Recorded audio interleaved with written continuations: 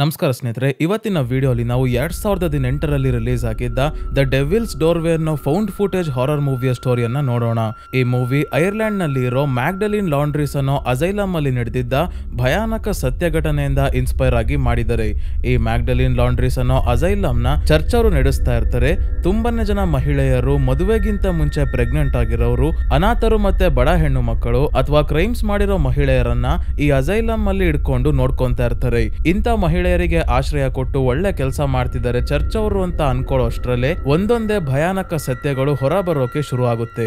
ಈ ಮ್ಯಾಗ್ಡಲಿನ್ ಲಾಂಡ್ರೀಸ್ ಅಲ್ಲಿ ಮಹಿಳೆಯರಿಗೆ ತುಂಬಾನೇ ಟಾರ್ಚರ್ ಕೊಟ್ಟು ಕೆಲಸ ಮಾಡಿಸ್ತಾರೆ, ಕತ್ತಲೆ ಕೋಣೆಗಳಲ್ಲಿ ಕೂಡಾಕ್ತಾರೆ ಅನ್ನೋ ವಿಷಯಗಳು ಗೊತ್ತಾಗುತ್ತೆ. ಈ ವಿಷಯಗಳನ್ನ ಯಾರು ಹೇಳಿದ್ರು ಅಂದ್ರೆ ಈ ಅಸೈಲಮ್ ಇಂದ ತಪ್ಪಿಸ್ಕೊಂಡ್ ಬಂದಿರೋ ಮಹಿಳೆಯರು. 1996ರಷ್ಟರಲ್ಲಿ ಈ ಅಸೈಲಮ್ ನ ಮುಚ್ಚಿಸ್ತಾರೆ. ಮುಚ್ಚಾದ್ಮೇಲೂ ಕೂಡ ಕೆಲವರು ಮಾಡಿದ ಇನ್ವೆಸ್ಟಿಗೇಷನ್ ಪ್ರಕಾರ 150ಕ್ಕಿಂತ ಜಾಸ್ತಿ ಹೆಣ್ಣು ಮಕ್ಕಳ ಡೆಡ್ ಬಾಡಿ, ಆಗ್ತಾನೆ ಹುಟ್ಟಿರೋ ಮಕ್ಕಳ ಡೆಡ್ ಬಾಡಿಗಳ ಮೂಳೆ ಕೂಡ ಸಿಕ್ಕಿರುತ್ತೆ. ಹಾಗಾಗಿ ಇದೇ ಸ್ಟೋರಿಯನ್ನ ಇಟ್ಕೊಂಡು ಈ ಅಸೈಲಮ್ ಒಳಗೆ ಏನೇನ್ ಆಗಿರ್ಬೋದು ಅಂತ ತಮ್ಮದೇ ಆದ ಸ್ಟೋರಿಯನ್ನ ದ ಡೆವಿಲ್ಸ್ ಡೋರ್ವೇ ಮೂವಿಯಲ್ಲಿ ತೋರಿಸಿದ್ದಾರೆ.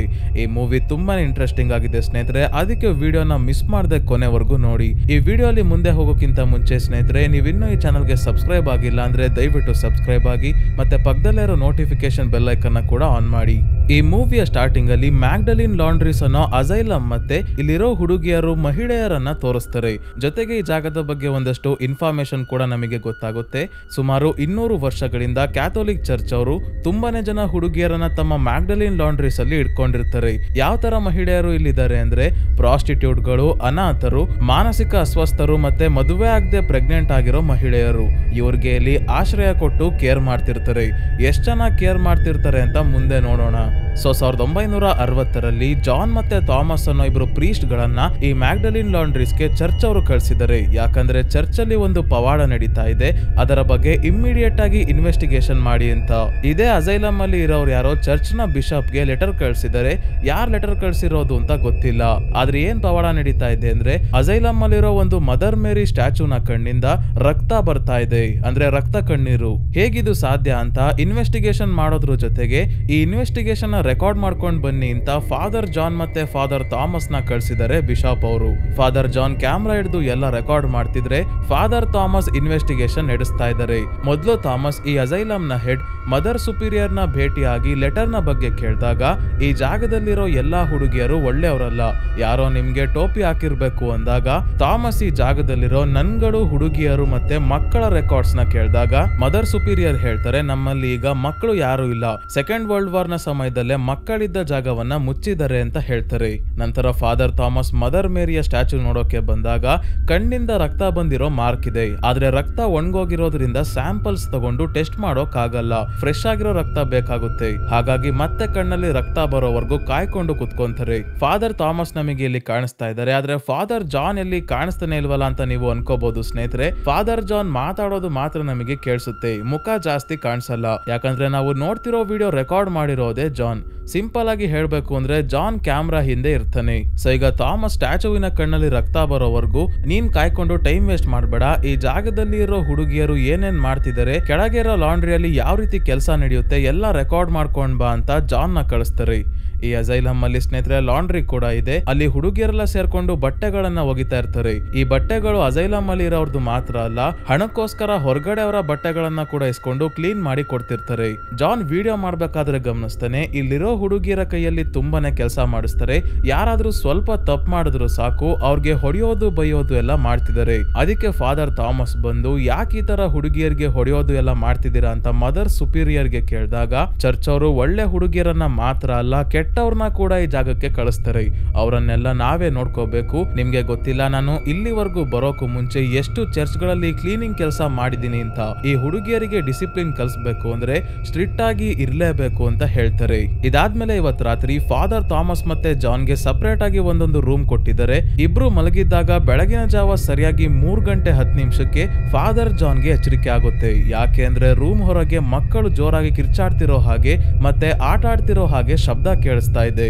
ಆದ್ರೆ ಆತಂಕ ಪಡೋ ವಿಷಯ ಏನಂದ್ರೆ ಈ ಅಸೈಲಮ್ ಅಲ್ಲಿ ಮೊದ್ಲೇ ಮದರ್ ಸುಪೀರಿಯರ್ ಹೇಳಿದ ಹಾಗೆ ಯಾರು ಮಕ್ಕಳೇ ಇಲ್ಲ, ಆದ್ರೂ ಶಬ್ದ ಮಾತ್ರ ಕೇಳಿಸ್ತಾ ಇದೆ. ನಂತರ ಜಾನ್ ಥಾಮಸ್ಗೆ ನೀವು ಮಿರಾಕಲ್ಸ್ ನ ಅಂದ್ರೆ ಪವಾಡಗಳು ನಡೆಯೋದು ಮತ್ತೆ ದುಷ್ಟಶಕ್ತಿಗಳಿರೋದನ್ನ ನಂಬ್ತೀರಾ ಅಂತ ಕೇಳ್ತಾನೆ.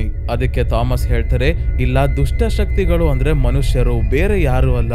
ನಾನು ತುಂಬಾನೇ ನಕಲಿ ಪವಾಡಗಳನ್ನ ನೋಡಿದೀನಿ, ದೇವರ ಹೆಸರಲ್ಲಿ ಜನರನ್ನ ಮೋಸ ಮಾಡೋರ್ನ ನೋಡಿದೀನಿ. ನಾನ್ ಕಂಡಂಗೆ ಯಾವತ್ತು ನನ್ ಕಣ್ಮುಂದೆ ಪವಾಡ ನಡೆದಿಲ್ಲ.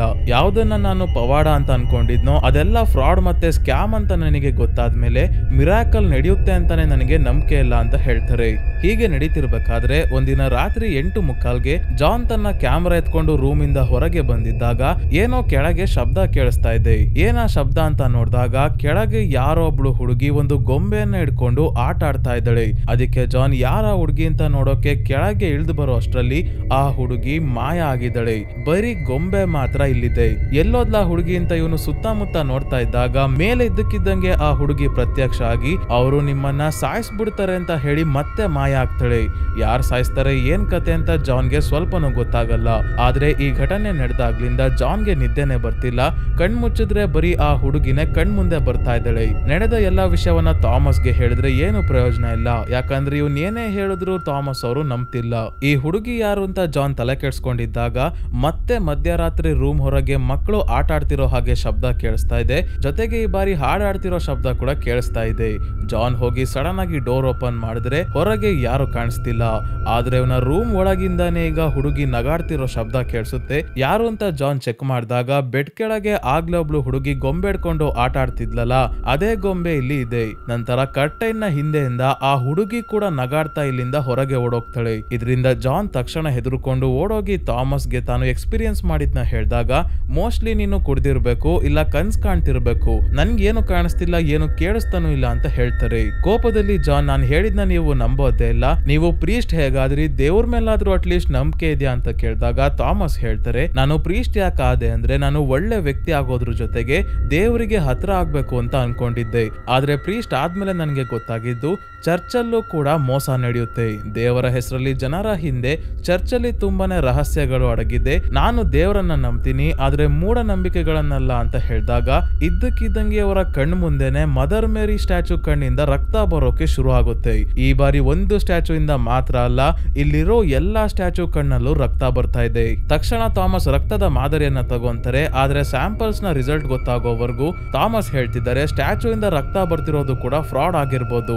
ಸ್ಟ್ಯಾಚುನ ತಲೆಯ ಭಾಗದಲ್ಲಿ ಯಾವ್ದೋ ಡಿವೈಸ್ ಇಟ್ಟು ರಕ್ತ ಬರೋ ಹಾಗೆ ಮಾಡಿರ್ಬೋದು ಅಂತ ಅನ್ಕೊಂಡಿರ್ತಾರೆ. ಆದ್ರೆ ಬ್ಲಡ್ ಸ್ಯಾಂಪಲ್ ನ ಟೆಸ್ಟ್ ಮಾಡಿದಾಗ ಥಾಮಸ್ಗೆ ಗೊತ್ತಾಯ್ತು ಇದು ನಕಲಿ ರಕ್ತ ಅಲ್ಲ, ಮನುಷ್ಯರ ರಕ್ತಾನೇ ಆಗಿದೆ. O negative blood group. ಜೊತೆಗೆ ಈ ರಕ್ತ ಪ್ರೆಗ್ನೆಂಟ್ ಮಹಿಳೆದು ಅಂತ ಗೊತ್ತಾಗುತ್ತೆ.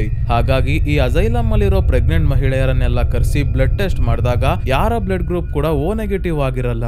ಅದಕ್ಕೆ ಥಾಮಸ್ ಡಿಸೈಡ್ ಮಾಡ್ತಾರೆ ಇಲ್ಲಿರೋ ಎಲ್ಲಾ ಹುಡುಗಿಯರ ಬ್ಲಡ್ ಟೆಸ್ಟ್ ಮಾಡೋಕೆ. ಇವರು ಈ ಟೆಸ್ಟ್ ಮಾಡ್ತಿರೋದು ಮದರ್ ಸುಪೀರಿಯರ್ಗೆ ಸ್ವಲ್ಪನೂ ಇಷ್ಟ ಆಗ್ತಿಲ್ಲ. ಜೊತೆಗೆ ಮಾತ್ಕು ಉರ್ಕೊಂತಾ ಇದ್ದಾರೆ. ಏನಾದ್ರೂ ಮಾಡ್ಕೊಳ್ಳಿ ಇವರು ನನ್ಗೇನು ಅಂತ ಸುಮ್ನೆ ಇರ್ಬೋದಿತ್ತು. ಆದ್ರೆ ಉರ್ಕೊಂತಿರೋದ್ ನೋಡಿದ್ರೆ ಖಂಡಿತ ಇಲ್ಲೇನೋ ಸಮಸ್ಯೆ ಇದೆ. ಸೊ ಎಲ್ಲಾ ನನ್ಗಳ ಬ್ಲಡ್ ಸ್ಯಾಂಪಲ್ಸ್ ತಗೋಬೇಕಾದ್ರೆ ಒಬ್ಳು ಮಹಿಳೆ ಬಂದು ಫಾದರ್ ಥಾಮಸ್ ಮತ್ತೆ ಜಾನ್ಗೆ ಹೇಳ್ತಿದ್ದಾಳೆ, ನಾನೇ ಆ ಲೆಟರ್ ನ ಬಿಷಪ್ ಗೆ ಕಳಿಸಿದ್ದು. ಮದರ್ ಸುಪೀರಿಯರ್ ನಮ್ಗೆ ಹೆದರಿಸಿದ್ರು ಆ ರಕ್ತ ಕಣ್ಣೀರಿನ ಬಗ್ಗೆ ಯಾರಿಗೂ ಹೇಳ್ಬೇಡಿ ಅಂತ. ಅದಕ್ಕೆ ನಾನು ಹೆಸರಿಲ್ದಲಿರೋ ಆ ಲೆಟರ್ ನ ಬರ್ದಿದ್ದೆ. ಲೆಟರ್ ಅಲ್ಲಿ ನನಗೆ ಇನ್ನಷ್ಟು ವಿಷಯಗಳ ಬಗ್ಗೆ ಹೇಳೋಕಾಗ್ಲಿಲ್ಲ, ಆದ್ರೆ ಈಗ ಹೇಳ್ತೀನಿ. ಈ ಅಸೈಲಮ್ ಅಲ್ಲಿ ಒಂದು ದುಷ್ಟ ಶಕ್ತಿ ಇದೆ. ಬೇಸ್ಮೆಂಟ್ ಅಲ್ಲಿ ಕ್ಯಾಥಲಿನ್ ಅನ್ನೋ ಹುಡುಗಿಯನ್ನ ರೂಮ್ ಅಲ್ಲಿ ಕೂಡ ಹಾಕಿದ್ದಾರೆ. ಅವಳನ್ನ ಮೀಟ್ ಮಾಡೋ ಪರ್ಮಿಷನ್ ನಮ್ಗೆ ಯಾರಿಗೂ ಇಲ್ಲ. ಅವಳು ಪ್ರೆಗ್ನೆಂಟ್ ಕೂಡ ಇದ್ದಾಳೆ ಅಂತ ಈ ಮಹಿಳೆ ಹೇಳ್ತಾಳೆ. ಈಗ್ಲೂ ಕೂಡ ಸ್ನೇಹಿತರೆ ಅವಳ ನಿಜವಾದ ಹೆಸರಾಗ್ಲಿ ಮುಖ ಆಗ್ಲಿ ಏನು ತೋರ್ಸಲ್ಲ. ಈ ವಿಷಯ ಗೊತ್ತಾಗ್ತಿದ್ದಂಗೆ ತಕ್ಷಣ ಥಾಮಸ್ ಮದರ್ ಸುಪೀರಿಯರ್ ಹತ್ರ ಬಂದು ನಾನು ಈಗ್ಲೇ ಬೇಸ್ಮೆಂಟ್ ಅಲ್ಲಿರೋ ಕ್ಯಾಥಲಿನ್ ನ ನೋಡ್ಬೇಕು ಅಂದಾಗ ಚಾನ್ಸೇ ಇಲ್ಲ ಅಂತ ಹೇಳ್ತಾರೆ ಮದರ್ ಸುಪೀರಿಯರ್. ಇಲ್ಲ, ನನ್ನನ್ನ ಕ್ಯಾಥಲಿನ್ ಹತ್ರ ಕರ್ಕೊಂಡು ಹೋಗ್ಲೇಬೇಕು, ನನ್ನ ಇಲ್ಲಿಗೆ ಇನ್ವೆಸ್ಟಿಗೇಷನ್ ಮಾಡೋಕೆ ಕಳ್ಸಿರೋದು ಅಂತ ಥಾಮಸ್ ಸ್ವಲ್ಪ ಗಟ್ಟಿಯಾಗಿ ಹೇಳಿದಾಗ ಮದರ್ ಸುಪೀರಿಯರ್, ಆಯ್ತು ನಿಮ್ ಹಣೆ ಬರಹ, ನಾನೇನ್ ಮಾಡ್ಲಿ, ಅವಳ ಮಾನಸಿಕ ಸ್ಥಿತಿ ಸರಿ ಇಲ್ಲ, ನಿಮ್ಮೇಲೆನೆ ಅಟ್ಯಾಕ್ ಮಾಡಿದ್ರು ಮಾಡ್ಬೋದು, ಆಮೇಲೆ ನನ್ಗೆ ಹೇಳ್ಬೇಡಿ ಅಂತ ಇವರನ್ನ ಬೇಸ್ಮೆಂಟ್ ಗೆ ಕರ್ಕೊಂಡ್ ಬಂದು ಕ್ಯಾಥಲಿನ್ ಇರೋ ಡೋರ್ ನ ಓಪನ್ ಮಾಡ್ತಿದ್ದಂಗೆ ಕ್ಯಾಥಲಿನ್ ಕ್ಯಾಥಲಿನ್ ನೋಡಿ ಥಾಮಸ್ ಮತ್ತೆ ಜಾನ್ ಇಬ್ರು ಶಾಕ್ ಆಗೋಗ್ತಾರೆ. ಕ್ಯಾಥಲಿನ್ ದೇಹದ ತುಂಬಾ ಗಾಯಗಳಾಗಿದ್ದಾವೆ. ಚೈನ್ ಇಂದ ಇವಳನ್ನ ಇಂಥ ರೂಮ್ ಅಲ್ಲಿ ಕಟ್ಟಾಕಿದ್ದಾರೆ. ಅವಳನ್ನ ಕಟ್ಟಾಕ್ಲಿಲ್ಲ ಅಂದ್ರೆ ತನಿಗೆ ಏಟ್ ಮಾಡ್ಕೊಳ್ಳೋದಷ್ಟೇ ಅಲ್ಲ, ಬೇರೆಯವ್ರ ಮೇಲೂ ಕೂಡ ದಾಳಿ ಮಾಡ್ತಾಳೆ ಅಂತ ಮದರ್ ಸುಪೀರಿಯರ್ ಹೇಳಿದಾಗ ಇವಳಿಗೆ ಆದಷ್ಟು ಬೇಗ ಮೆಡಿಕಲ್ ಟ್ರೀಟ್ಮೆಂಟ್ ಕೊಡಿಸ್ಬೇಕು. ಇವಳ ಕೈಗೆ ಹಾಕಿರೋ ಚೈನ್ ನ ಬಿಚ್ಚಿ ಅಂತ ಥಾಮಸ್ ಹೇಳ್ತಿದ್ದಂಗೆ ಒಬ್ಳು ನನ್ ಬಂದು ಚೈನ್ ಬಿಚ್ಚಿ ಕ್ಯಾಥಲಿನ್ ಹೊರಗೆ ಕರ್ಕೊಂಡ್ ಬರ್ಬೇಕಾದ್ರೆ ಇದ್ದಕ್ಕಿದ್ದಂಗೆ ಅವಳು ನನ್ ಮೇಲೆನೆ ದಾಳಿ ಮಾಡ್ತಾಳೆ ಮತ್ತೆ ಅವಳ ಮುಖವನ್ನ ಕೂಡ ಕಚ್ತಾಳೆ. ತಕ್ಷಣ ಥಾಮಸ್ ಇವಳನ್ನ ಹಿಡ್ಕೊಂಡು ರೂಮ್ ಒಳಗೆ ಕರ್ಕೊಂಡ್ ಬಂದು ಸಮಾಧಾನ ಮಾಡ್ತಾರೆ. ನಂತರ ಯಾಕೆ ನೀನು ಆ ನನ್ ಮೇಲೆ ದಾಳಿ ಮಾಡ್ದೆ ಅಂತ ಥಾಮಸ್ ಕೇಳಿದಾಗ ಅದು ನಾನಲ್ಲ, ನಾನ್ ದಾಳಿ ಮಾಡಿದ್ದಲ್ಲ ಅಂತ ಕ್ಯಾಥಲಿನ್ ಹೇಳಿ ಗ್ರೀಕ್ ಭಾಷೆಯಲ್ಲಿ ಥಾಮಸ್ಗೆ ಏನೋ ಹೇಳ್ತಾಳೆ. ನಿನಗೆ ಗ್ರೀಕ್ ಭಾಷೆ ಬೇರೆ ಬರುತ್ತಾ, ಹೇಗ್ ಸಾಧ್ಯ ಅಂತ ಕೇಳಿದಾಗ ಇಲ್ಲ ನನಗೆ ಗ್ರೀಕ್ ಭಾಷೆ ಬರಲ್ಲ, ನನ್ ಬಾಯಲ್ಲಿ ಅದನ್ನ ಹೇಳ್ಸಿದ್ದು ಅಂತ ಹೇಳ್ತಾಳೆ ಕ್ಯಾಥಲಿನ್. ಇಲ್ಲಿರೋ ನನ್ ಕ್ಯಾಥಲಿನ್ ಡೆವಿಲ್ ಆಗಿದ್ದಾಳೆ ಅಂತ ಹೇಳಿದ್ರು ಥಾಮಸ್ ನಂಬೋದಿಲ್ಲ. ಡೆವಿಲ್ಗೆ ಪ್ರೆಗ್ನೆಂಟ್ ಹುಡುಗಿಯ ಹಿಂದೆ ಬಚ್ಚಿಡ್ಕೊಳ್ಳೋ ಅವಶ್ಯಕತೆ ಇಲ್ಲ. ಇವಳು ಡೆವಿಲ್ ಅಲ್ಲ ಅಂತ ಪ್ರೂವ್ ಮಾಡೋಕೋಸ್ಕರ ಕ್ಯಾಥಲಿನ್ಗೆ ಪ್ರೇಯರ್ ಮಾಡೋಕೆ ಹೇಳ್ತಾರೆ ಥಾಮಸ್. ಕ್ಯಾಥಲಿನ್ ಒಂದೆರಡು ಲೈನ್ ಪ್ರೇಯರ್ ಹೇಳ್ತಿದ್ದಂಗೆ ಇಲ್ಲಿದ್ದ ನನ್ ಇದ್ದಕ್ಕಿದ್ದಂಗೆ ಕೆಳಗೆ ಬಿದ್ದು ಒದ್ದಾಡೋಕೆ ಶುರು ಮಾಡ್ತಾಳೆ. ಬಾಡಿಯನ್ನ ಹೇಗ್ ಬೇಕೋ ಹಾಗೆ ಟ್ವಿಸ್ಟ್ ಮಾಡ್ತಿದ್ದಾಳೆ. ಹಾಗಾಗಿ ಈ ನನ್ನ ಕಾಪಾಡೋಕೆ ಥಾಮಸ್ ಮತ್ತೆ ಜಾನ್ ಹೊರಡ್ತಾರೆ. ಇದರಿಂದ ಕ್ಯಾಥಲಿನ್ ಪೂರ್ತಿ ಪ್ರೇಯರ್ ಹೇಳೋದಿಲ್ಲ, ಅಂದ್ರೆ ಡೆವಿಲ್ಗೆ ಪ್ರೇಯರ್ ಹೇಳಕ್ಕಾಗಲ್ಲ.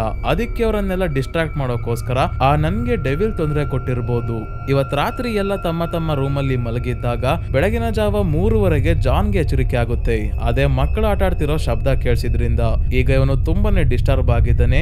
ಭಯಕ್ಕೆ ನಿದ್ದೆನೂ ಬರ್ತಿಲ್ಲ. ಹಾಗಾಗಿ ಚೇರ್ ಮೇಲೆ ಹಾಗೆ ಕೂತಿದ್ದಾಗ ಸಡನ್ ಆಗಿ ಈ ಅಸೈಲಮ್ ಅಲ್ಲಿರೋ ಸ್ಟ್ಯಾಚುಗಳೆಲ್ಲ ಒಂದೊಂದಾಗೆ ಹೊಡೆದೋಗ್ತಾ ಇದ್ದಾವೆ. ಥಾಮಸ್ ಜಾನ್ ನ ರೂಮ್ ಇಂದ ಹೊರಗೆ ಕರ್ಕೊಂಡ್ ಬಂದು ಎಲ್ಲವನ್ನ ರೆಕಾರ್ಡ್ ಮಾಡೋಕೆ ಹೇಳಿದಾಗ ಜಾನ್ಗೆ ಮತ್ತೆ ಆ ಗೊಂಬೆ ಹಿಡ್ಕೊಂಡು ಆಟ ಆಡ್ತಿದ್ದ ಹುಡುಗಿ ಕಾಣಿಸ್ಕೊಂತಾಳೆ. ಇವಳು ಹಾಗೆ ಮೆಟ್ಟಿಲುಗಳಿಂದ ಕೆಳಗೆ ಎಳ್ದು ಬೇಸ್ಮೆಂಟ್ ಅಲ್ಲಿರೋ ಒಂದು ರೂಮ್ ಹತ್ರ ಹೋಗ್ತಾಳೆ. ಥಾಮಸ್ ಮತ್ತೆ ಜಾನ್ ಹಿಂದೆನೆ ಈ ರೂಮ್ ಹತ್ರ ಬಂದಾಗ ಡೋರ್ ಲಾಕ್ ಆಗಿದೆ. ಈ ಡೋರ್ ನ ಕೀ ಹೋಲ್ ಇಂದ ಒಳಗೆ ಯಾರಾದ್ರೂ ಇದಾರ ಅಂತ ನೋಡಿದಾಗ ಅಲ್ಲಿ ಯಾರ್ದೋ ಕಣ್ಣು ಕಾಣಿಸುತ್ತೆ. ಮೋಸ್ಟ್ಲಿ ಅದೇ ಹುಡುಗಿ ರೂಮ್ ಒಳಗೆ ಹೋಗಿರ್ಬೋದು ಅಂತ ಹೇಗೋ ಮಾಡಿ ಡೋರ್ ನ ಓಪನ್ ಮಾಡ್ಕೊಂಡ್ ಬಂದ್ರೆ ಇಲ್ಲಿ ಯಾರು ಇಲ್ಲ.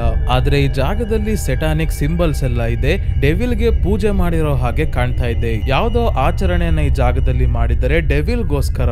ಮೇಲೆ ದೇವರಿಗೆ ಪ್ರೇಯರ್ ಆದ್ರೆ ಕೆಳಗೆ ಬೇಸ್ಮೆಂಟ್ ಅಲ್ಲಿ ಡೆವಿಲ್ ಪೂಜೆ.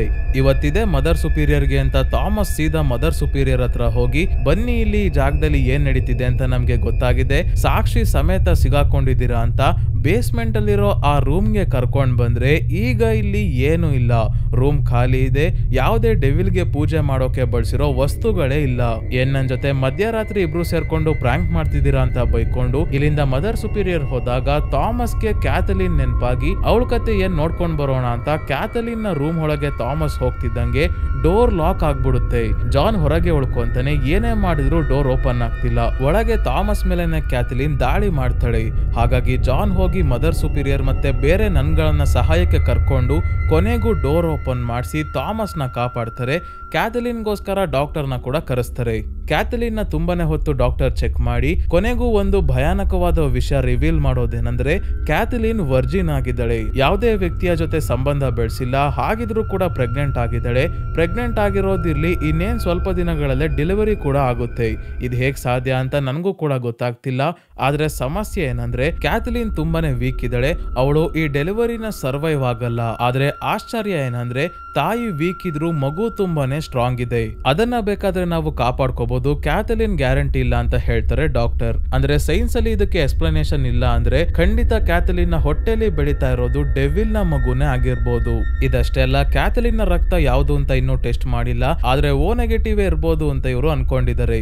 ಇವಳ ರಕ್ತನೇ ಹೇಗೋ ಸ್ಟ್ಯಾಚುನ ಕಣ್ಣಿಂದ ಬರ್ತಾ ಇದ್ದಿದ್ದು. ಹೇಗೆ ಅಂತ ಈ ರಹಸ್ಯ ಕೊನೆಗೂ ಬಯಲಾಗೋದೇ ಇಲ್ಲ. ಮೋಸ್ಟ್ಲಿ ಇದು ಕೂಡ ಡೆವಿಲ್ ನ ಕೆಲ್ಸನೇ ಆಗಿರುತ್ತೆ. ನೆಕ್ಸ್ಟಿನಲ್ಲಿ ಥಾಮಸ್ ಮತ್ತೆ ಕ್ಯಾಥಲಿನ್ ಹತ್ರ ಬರ್ತಾರೆ. ನಿನ್ಗೆ ಮೇಲಿರೋ ಸ್ಟ್ಯಾಚುಗಳ ಬಗ್ಗೆ ಏನಾದ್ರೂ ಗೊತ್ತಾ ಅಂತ ಕೇಳಿದಾಗ ಹೌದು, ನನಗೆ ಮದರ್ ಮೇರಿಯ ಸ್ಟ್ಯಾಚು ಅಂದ್ರೆ ತುಂಬಾನೇ ಇಷ್ಟ. ಮೊದ್ಲು ನಾನು ಮೇರಿಗೆ ಪ್ರೇಯರ್ ಮಾಡ್ತಿದ್ದೆ ಅಂತ ಹೇಳ್ತಿದ್ದಂಗೆ ಈ ರೂಮ್ ಅಲ್ಲಿರೋ ಜೀಸಸ್ ನ ಕ್ರಾಸ್ ಎಲ್ಲ ಕಳ್ಚಿ ಕೆಳಗೆ ಬೀಳ್ತಾ ಇದ್ದಾವೆ. ಇದ್ದಕ್ಕಿದ್ದಂಗೆ ಕ್ಯಾಥಲಿನ್ ಗಾಳಿಯಲ್ಲಿ ತೇಲೋಕೆ ಶುರು ಮಾಡಿ ಸ್ವಲ್ಪ ಹೊತ್ತಾದ್ಮೇಲೆ ಬೆಡ್ ಮೇಲೆ ಬೀಳ್ತಾಳೆ. ಈಗ ಕ್ಯಾಥಲಿನ್ ಹೇಳ್ತಾಳೆ, ನಾನು ಮದರ್ ಮೇರಿಯ ಬಗ್ಗೆ ಹೇಳಿದ್ದು ಅವ್ರಿಗೆ ಇಷ್ಟ ಆಗ್ಲಿಲ್ಲ, ಅದಕ್ಕೆ ಇದೆಲ್ಲ ಆಗ್ತಿದೆ ಅಂತ. ಅಂದ್ರೆ ಅವಳು ಡೆವಿಲ್ ನ ಬಗ್ಗೆ ಮಾತಾಡ್ತಿದ್ದಾಳೆ. ಸೊ ಈಗ ಸಡನ್ ಆಗಿ ಇವಳು ಡೆವಿಲ್ಗೆ ಪೊಸೆಸ್ಡ್ ಆಗಿ ಹೇಗ್ ಬೇಕೋ ಹಾಗೆ ಒದ್ದಾಡ್ತಿದ್ದಾಳೆ. ಅದಕ್ಕೆ ಮತ್ತೆ ಅವಳ ಕೈಗೆ ಚೈನ್ ಹಾಕ್ತಾರೆ. ಆದ್ರೆ ಒಂದೊಂದಾಗೆ ಪ್ಯಾರಾನಾರ್ಮಲ್ ಆಕ್ಟಿವಿಟೀಸ್ ಶುರು ಆಯ್ತು. ಲೈಟ್ಸ್ ಆಫ್ ಆಗೋದು, ಕ್ರಾಸ್ ಎಲ್ಲ ಉಲ್ಟಾ ಆಗೋದೆಲ್ಲ ಆಗ್ತಿದೆ. ಲೈಟ್ಸ್ ಆಫ್ ಆಗ್ತಿದ್ದಂಗೆ ಜಾನ್ ತನ್ನ ಕ್ಯಾಮ್ರಾದ ಲೈಟ್ ಆನ್ ಮಾಡೋ ಅಷ್ಟ್ರಲ್ಲಿ ಕ್ಯಾಥಲಿನ್ ತನ್ನ ಕೈಗೆ ಹಾಕಿದ್ದ ಚೈನ್ ನ ತಾನಾಗೆ ಬಿಚ್ಕೊಂಡು ಪೊಸೆಸ್ಡ್ ಆಗಿರೋ ಸ್ಥಿತಿಯಲ್ಲಿ ಕೆಳಗೆ ಕೂತಿದ್ದಾಳೆ. ಹಾಗಾಗಿ ಥಾಮಸ್ ಇವಳನ್ನ ಹಾಸ್ಪಿಟಲ್ಗೆ ಕರ್ಕೊಂಡು ಹೋಗೋಕೆ ಅಂತ ಇವಳ ಕೈ ಹಿಡ್ಕೊಳ್ಳೋಕೆ ಹೋದ್ರೆ ಕ್ಯಾಥಲಿನ್ ನ ಕೈಗೆನೆ ಬೆಂಕಿ ಹತ್ಕೊಂತು. ಅವರು ನನಗೆ ಹಾಸ್ಪಿಟಲ್ಗೆ ಹೋಗೋಕೆ ಬಿಡ್ತಿಲ್ಲ ಅಂತ ಹೇಳ್ತಿದ್ದಾಳೆ ಕ್ಯಾಥಲಿನ್. ಸೊ ಮತ್ತೆ ಅವಳನ್ನ ಬೆಡ್ಗೆ ಕಟ್ ಹಾಕಿ ಜಾನ್ ಮತ್ತೆ ಥಾಮಸ್ ಇಬ್ರು ಮಾತಾಡಬೇಕಾದ್ರೆ ಜಾನ್ ಥಾಮಸ್ಗೆ ಕೇಳ್ತಾನೆ, ನೀವು ಮೊದಲನೇ ಬಾರಿ ಕ್ಯಾಥಲಿನ್ ನ ಜೊತೆ ಮಾತಾಡ್ತಿದ್ದಾಗ ಗ್ರೀಕ್ ಭಾಷೆಯಲ್ಲಿ ಇವಳು ನಿಮ್ಗೇನೋ ಹೇಳಿದ್ಲಲ್ಲ, ಏನದು ಅಂತ ಕೇಳಿದಾಗ ಥಾಮಸ್ ಹೇಳ್ತಾರೆ, ನೀನು ಇದೇ ಜಾಗದಲ್ಲಿ ಹುಟ್ಟಿರೋದು ಅಂತ ಕ್ಯಾಥಲಿನ್ ನನಗೆ ಹೇಳಿದ್ಲು. ಇದ್ರೂ ಇರ್ಬೋದು, ನಾನು ಇದೇ ಜಾಗದಲ್ಲಿ ಹುಟ್ಟಿರ್ಬೋದು, ಆದ್ರೆ ನಾನು ಬೆಳೆದಿದ್ದು ಮಾತ್ರ ಅನಾಥಾಶ್ರಮದಲ್ಲಿ. ನನಗೆ ನನ್ನ ಫ್ಯಾಮಿಲಿ ಬಗ್ಗೆ ಏನೂ ಗೊತ್ತಿಲ್ಲ. ಅದಕ್ಕೆ ಆಮೇಲೆ ನಾನು ಈ ಅಸೈಲಮ್ ನ ರೆಕಾರ್ಡ್ಸ್ ಚೆಕ್ ಮಾಡ್ತೀನಿ, ಅವಾಗ ನಾನು ಹುಟ್ಟಿದ್ದು ಇಲ್ಲೇನಾ ಅಂತ ಗೊತ್ತಾಗುತ್ತೆ ಅಂತ ಹೇಳ್ತಾರೆ. ಈಗ ಮಲಗಿದ್ದ ಕ್ಯಾಥಲಿನ್ ಎದ್ದು ಹೇಳ್ತಾ ಇದ್ದಾಳೆ, ಆ ಮಕ್ಕಳು ನರಕದಲ್ಲಿ ಡೆವಿಲ್ ನ ಜೊತೆ ಇದ್ದಾರೆ. ಯಾರೋ ಮಾಡಿದ ಪಾಪಕ್ಕೆ ಆ ಮಕ್ಕಳು ಕಷ್ಟ ಅನುಭವಿಸ್ತಾ ಇದ್ದಾರೆ. ಆ ಮಕ್ಕಳನ್ನ ಅವರು ಸಾಯಿಸ್ಬಿಟ್ರು ಅಂತ ಹೇಳ್ತಿದ್ದಾಳೆ. ಈ ಜಾಗದಲ್ಲಿ ಮದರ್ ಸುಪೀರಿಯರ್ ಮಕ್ಕಳೇ ಇಲ್ಲ ಅಂತ ಹೇಳಿದ್ರು. ಇದೇನ್ ಕ್ಯಾಥಲಿನ್ ಮಕ್ಕಳ ಬಗ್ಗೆ ಹೇಳ್ತಿದ್ದಾಳಲ್ಲ ಅಂತ ತಕ್ಷಣ ಹೋಗಿ ಅಸೈಲಮ್ ನ ರೆಕಾರ್ಡ್ಸ್ ಚೆಕ್ ಮಾಡಿದಾಗ ಶಾಕಿಂಗ್ ವಿಷಯ ಬಯಲಾಗುತ್ತೆ. ಈ ಜಾಗದಲ್ಲಿ ತುಂಬಾನೇ ಜನ ಮಕ್ಕಳಿದ್ರು. ಅವರನ್ನೆಲ್ಲ ಅಮೆರಿಕಾದವರು ಅಡಾಪ್ಟ್ ಮಾಡ್ಕೊಂಡಿದ್ದಾರೆ ಅಂತ ರೆಕಾರ್ಡ್ಸ್ ಅಲ್ಲಿ ಇದೆ. ಯಾರು ಅಡಾಪ್ಟ್ ಮಾಡ್ಕೊಂಡಿದ್ದಾರೆ ಅಂತ ಅವರ ಫೋನ್ ನಂಬರ್ಸ್ ಗೆ ಕಾಲ್ ಮಾಡಿದ್ರೆ ಆ ಫೋನ್ ನಂಬರ್ಸ್ ಅಸ್ತಿತ್ವದಲ್ಲಿ ಇಲ್ಲ. ಅಂದ್ರೆ ಇದೆಲ್ಲ ನಕಲಿ ರೆಕಾರ್ಡ್ಸ್ ಅಂತ ಗೊತ್ತಾಯ್ತು. ಥಾಮಸ್ ಮದರ್ ಸುಪೀರಿಯರ್ ಹತ್ರ ಈ ರೆಕಾರ್ಡ್ಸ್ ಎಲ್ಲ ತಗೊಂಡ್ ಬಂದು ಇದೆಲ್ಲ ನಕಲಿ ರೆಕಾರ್ಡ್ಸ್ ಆಗಿದೆ, ಈ ಮಕ್ಕಳನ್ನೆಲ್ಲ ನೀವು ಕೊಲೆ ಮಾಡಿದಿರಾ ಅಲ್ವಾ ಅಂತ ಕೇಳಿದಾಗ ನಾವು ಕೊಲೆನೂ ಮಾಡಿಲ್ಲ, ಏನೂ ಇಲ್ಲ, ನಾನು ಮಕ್ಕಳನ್ನ ಮಾರಿದೀನಿ. ಈ ಜಾಗವನ್ನ ನೆಡ್ಸೋಕೆ ಎಷ್ಟು ಹಣ ಬೇಕು ಅಂತ ನಿಮ್ಗೆ ಗೊತ್ತಾ? ಅಷ್ಟು ಹಣ ನಾನು ಎಲ್ಲಿಂದ ತರ್ಲಿ? ಚರ್ಚ್ ಕೊಡೋ ದುಡ್ಡು ಸಾಕಾಗಲ್ಲ, ಅದಕ್ಕೆ ಮಕ್ಕಳನ್ನ ಮಾರ್ದೆ ಅಂತ ಹೇಳ್ತಾರೆ ಮದರ್ ಸುಪೀರಿಯರ್. ಈ ವಿಷಯ ಬಿಷಪ್ಗೆ ತಿಳಿಸ್ಬೇಕು ಅಂತ ಥಾಮಸ್ ಹೇಳಿದ್ರೆ ಆಯ್ತು ಅವ್ರಿಗೂ ಹೇಳಿ, ಅವರು ಏನ್ ತಲೆ ಕೆಡ್ಸ್ಕೊಳಲ್ಲ ಅಂತ ಮದರ್ ಸುಪೀರಿಯರ್ ಹೇಳ್ತಾರೆ. ಅಂದ್ರೆ ಎಲ್ಲರೂ ಸೇರ್ಕೊಂಡು ಈ ಕೆಲಸ ಮಾಡ್ತಿರೋ ಹಾಗೆ ಕಾಣ್ತಿದೆ. ಇದೇ ಸಮಯಕ್ಕೆ ಕ್ಯಾಥಲಿನ್ಗೆ ಲೇಬರ್ ಪೇನ್ ಶುರು ಆಯ್ತು ಅಂತ ಎಲ್ಲಾ ನನ್ಗಳು ಅವಳ ಡೆಲಿವರಿ ಮಾಡ್ಸೋಕೆ ಅಂತ ಹೊಡ್ತಾರೆ. ಥಾಮಸ್ ಡಾಕ್ಟರ್ಗೆ ಕಾಲ್ ಮಾಡ್ತಾರೆ, ಆದ್ರೆ ಡಾಕ್ಟರ್ ಎಷ್ಟೊತ್ತಾದ್ರೂ ಬರೋದೇ ಇಲ್ಲ. ಕೊನೆಗೂ ಮಗುವಿನ ಡೆಲಿವರಿ ಆಗುತ್ತೆ. ಮಗು ಹೆಲ್ದಿ ಆಗಿದೆ, ಆದ್ರೆ ಕ್ಯಾಥಲಿನ್ ಬದುಕುಳಿಯಲ್ಲ. ಥಾಮಸ್ ಮತ್ತೆ ಜಾನ್ಗೆ ಬೇಜಾರಾಗಿ ಹೊರಗೆ ಕೂತಿದ್ದಾಗ ಒಂದು ರೂಮ್ ಇಂದ ಮಕ್ಕಳು ಅಳ್ತಾ ಇರೋ ಶಬ್ದ ಕೇಳಿಸ್ತಾ ಇದೆ. ಮತ್ತೆ ರೂಮ್ ನ ಒಳಗೆ ಮಕ್ಕಳ ಕೈಗಳಿರೋದನ್ನ ಕೂಡ ನಾವು ನೋಡ್ಬೋದು. ಥಾಮಸ್ ಓಡೋಗಿ ರೂಮ್ ನ ಡೋರ್ ಓಪನ್ ಮಾಡಿದ್ರೆ ಇಲ್ಲಿ ಯಾವ ಮಕ್ಕಳು ಇಲ್ಲ. ಕ್ಯಾಥಲಿನ್ ಡೆಡ್ ಬಾಡಿ ಇಲ್ಲಿಗೆ ಶಿಫ್ಟ್ ಮಾಡಿದರೆ ಇವಳ ಡೆಡ್ ಬಾಡಿಯ ಕಣ್ಣಿಂದ ರಕ್ತ ಬರ್ತಾ ಇದೆ. ಮಗು ಕತೆ ಏನಾಯ್ತು ಅಂತ ನೋಡೋಕ್ ಬಂದ್ರೆ ಇಲ್ಲಾಗ್ಲೇ ಮಗುನು ಇಲ್ಲ, ಮದರ್ ಸುಪೀರಿಯರ್ ಕಾಣ್ತಿಲ್ಲ.